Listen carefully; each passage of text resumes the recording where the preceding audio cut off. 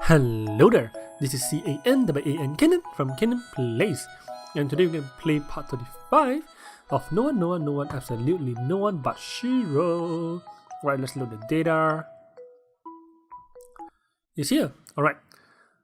Little did I know, after that day, I would never see those two at school again. What? So you just refuted Meg and you will never see her in school? And she will just run away. I hope it doesn't end like that. Okay, it doesn't end. Maybe you don't see them in school, but you will see them somewhere else. Whoa, many days pass by. Monday, 23rd. Oh, you know what? Luckily, we are neighbors with Shiro. Hey, Shiro, come on. I know you're in there. Talk to me, Shiro. Still no good, huh?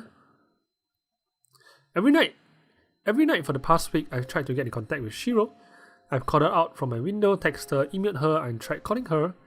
But so far, all my efforts have been totally unsuccessful. Sigh. No luck with Meg either. I'm beginning to wonder if I ever see those two again. Surely enough, as Shiro stopped coming to school, Meg did the same. I wasn't worried at first. I figured they just needed some time alone, given what had happened. But with everything that gone on lately, I'm not so sure anymore. All I've heard from Shiro's house has been her parents yelling and snobbling. Shiro herself hasn't made a sound. As for Meg, having that teacher she's been acting weird around, disappeared at the same time has me worried. I know they are both probably fine, but it's all likely just in my head. But even so, I'm worried. He is worried. He should be.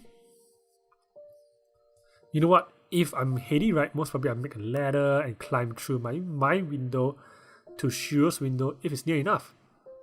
Well, even without event or incident, another few days passed in the blink of an eye. I attended class, spent time with my friends and my mother, and in general, lived an ordinary, boring life. Every day felt the same, without anything noteworthy or amusing happening. Nonetheless. Whoa, who's that? Whoa, who are those? Isn't that the game sickness or something like that? You know? Strange things have been happening lately. Who are those three people? Since Meg and that teacher disappeared, school life hasn't been quite the same. Oh, so Meg disappeared with Mr. Katsuna? Well, most probably either Mr. Katsuna killed her or Meg killed Mr. Katsuna. There have been all sorts of rumors floating around, ranging from talks of them eloping to his wife, killing Meg, and hiding a corpse. Whoa. So this rumor is that Mr. Katsuna killed Meg, hid her corpse, and ran away with his wife. Worse, with Shiro disappearing herself, a number of shady characters being spotted in town, the whole school is rather anxious. How pathetic. Meg didn't love that guy. If anything else, she seemed genuinely afraid of him. And Shiro would never get involved with criminals or go out looking for trouble. She's far too shy and reserved for anything like that. Of course, even I know better. I didn't say anything to others. I figured that I'll just let rumors run on their course, and once Shiro and Meg returns to school, we'll all forget that any of this happened. Jeez, you don't look so happy to be here, dude. Let me guess, still no word for those two?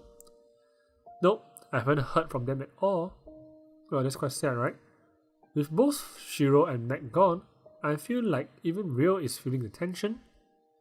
He hasn't been as clingy or desperate lately, but his anxiety is obvious. Say, I know you've got your own problems to deal with right now, but hear me out for a sec. You know those shady guys who has been lurking around town lately? I'm pretty sure they are Yakuza. Yeah, they are from Sickness or something like that. Yakuza? In a town like this? I know it sounds weird, but I'm being serious here. One of them approached me the other day and started asking all kinds of questions. It sounded like he was trying to recruit me or something. He kept telling me to follow him to the docks. Lovely. That's just what this town needs. Like things weren't getting complicated enough already. So what did you do? At first I played along. I didn't want to make him angry, Well, smart, real. You're smart for once. But then he asked me something weird. Weirder than asking you to join Yakuza. He asked me if I knew someone named Amamiya. Oh, Shiro, is it? Amamiya? You mean Shiro Amamiya?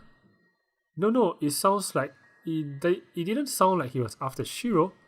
If anything, it sounded like he wanted Shiro's father or maybe her older brother. Shiro's father, huh? Shiro doesn't have an older brother. She lives with just her parents. In that case, did he say why they were after Mr. Amamiya? Nah, it sounded like my question were getting on his nerve, so the first chance I got, I ran. Smart move, eh? Real. You're getting smart, although it didn't really help. Maybe I should find someone who had run in one of those guys lurking around town. Real can't be the only one. Those rumors about Shiro must have started with someone from school being asked about the Amamiya family. But who can I turn to? Yui. Yui seems like the perfect person to turn to. Oh, his mother, right? Following an eventful, productive, and ultimately worrying day at school, I arrived home. Usually, I would head straight upstairs or dive for the refrigerator. Food, sleep, and video games are always on my mind after a long day at school. But tonight, everything I've heard, there's something far more pressing I need to address. Mom, are you here? I could hear shuffling from the next room, and in a few moments I was greeted by my mother's loving smile. Oh, Hedy, I didn't hear you come in. Looking for dinner, I take it. If so, you have to wait a while. I wasn't expecting you home so early. Usually, that would be spot on, but tonight... Actually, Mom, I have a question. It's about something important. Of course, honey, you can ask me anything. Really? It's about the Amamiya family and the Yakuza. Well, the mom is like, oh my gosh, I knew this day would come eventually. Faced with a complete unexpected question, my mom froze. On the morning before my first date with Shiro, my mother warned me about Mr. Amamiya. She never came right out and said what had her so worried, but it was obvious that she knew something she couldn't tell me. Mom, at the time I was happy to let it go. I had a date to go on, and after all, it was just a brief slip of the tongue. But now, the town crawling with Yakuza, Shiro refusing to see me, that information has become vital. Honey, you know your mother isn't the type to spread rumors, right? And when do I speak to others in an unsavory manner? It's because I have good reasons too, you know that, don't you? Of course, Mom. I know you wouldn't speak ill of someone for no reason. But what about Mr. Amamiya? Hedy, you know that part of the reason why we moved here was because of money, don't you? Well, I never came right out and said it, but I figured that factored into the equation, yes. Well, the truth is, I was actually looking to buying a house next door the Amamiya residence. What? I was actually looking to buy the house next door the Amamiya residence. Don't tell me his mom is a Yakuza actually. We were going to live in Shiro's house. I suppose it's nicer than this, but if we had to, then I wouldn't be Shiro's neighbor, so I can't feel too bad about it. However, I was suspicious about the low price and urgency to move, so I did some research on the house and its owners. At first I figured there were termites or it was some kind of scam, but it turns out the problem isn't the house, it was the Amamiya family. The Amamiya family? What are you saying? What's wrong with Shiro's family? Well, saying the problem is the Amamiya family might be too much, but in truth, it's really just the father. But the Yakuza would take their debts by any means necessary, even if you don't owe them directly. Okay, I don't get it. What on earth is my mother saying? And since when is she so knowledgeable about this stuff? Mom, what are you trying to say?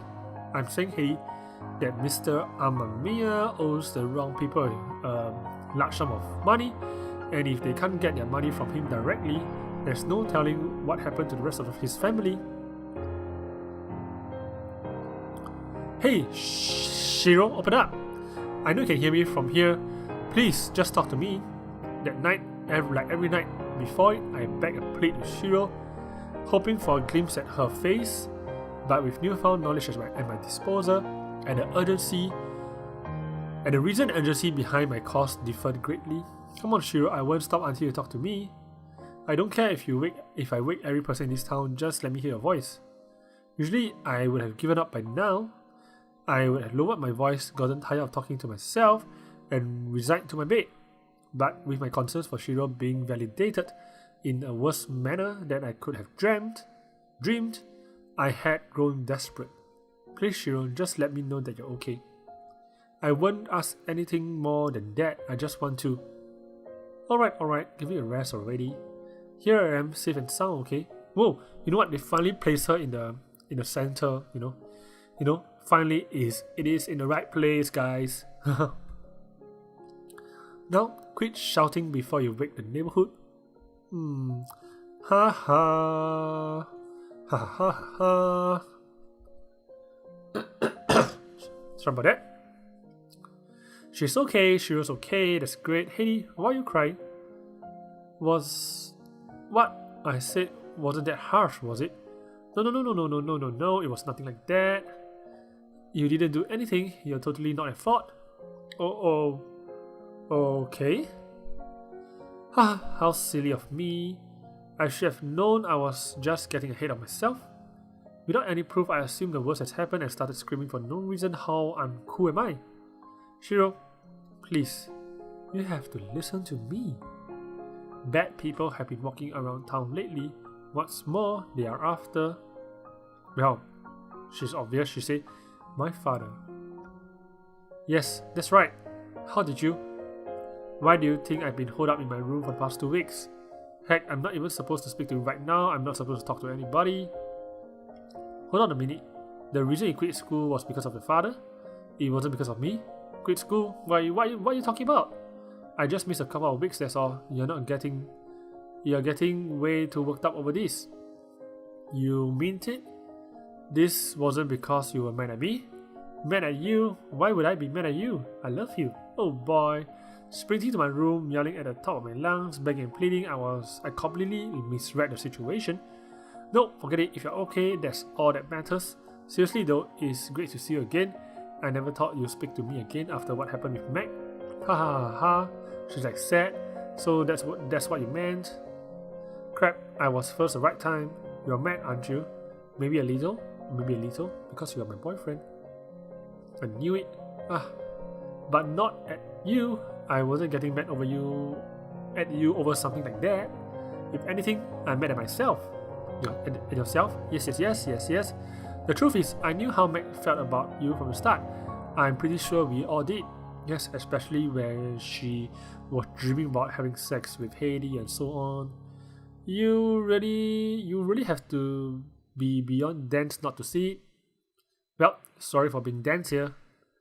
But I didn't hold that against her. How could I blame Meg for feeling that way about you? And if you feel the same way about her, then once again, I can't blame you for that.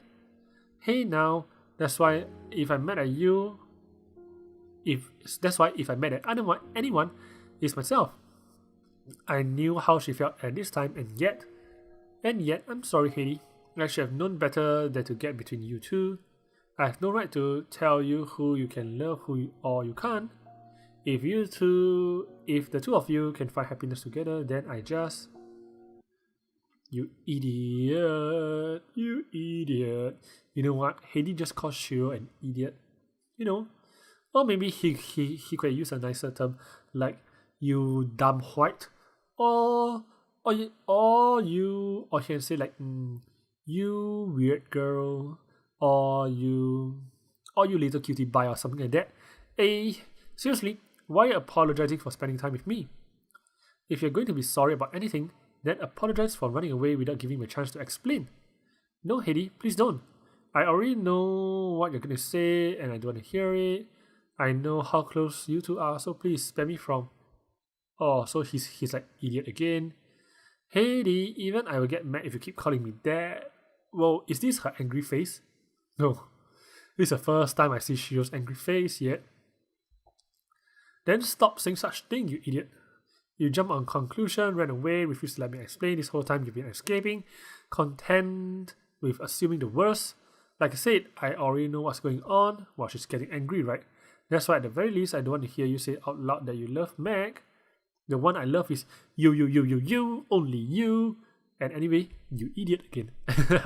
It's like, I love you, you idiot. What a way to confess, eh? What? You, Shiro, Amma Mia. You know, he can say he can shout her name, but not her family name. It's like, you, Shiro, Amma Mia. You are the one I love, not Meg. Yup. Anyway, if I'm Heidi, I won't even say the name Amma Mia. If not, the whole town will be, the other Amma Mia, catch them, you know. Don't pity me, Heidi. Please, if you're going to lie to me, I'm not lying, I'm in love with you. So what if Meg confessed to me? That doesn't mean I feel the same way about her. If you stay another 10 seconds, you will have seen me turn her down cold. Too cold. Not really cold, man. You turn her down hot, man, and harsh. You really did turn Meg down? That's right, in fact, I never seen her since. Like I said, the one I love is you, Shiro, and nobody else. No one but you, Shiro. I can't believe this. You're telling me I've been holding back all this time, running away from reality, and all I had to do was to open my window and talk to you?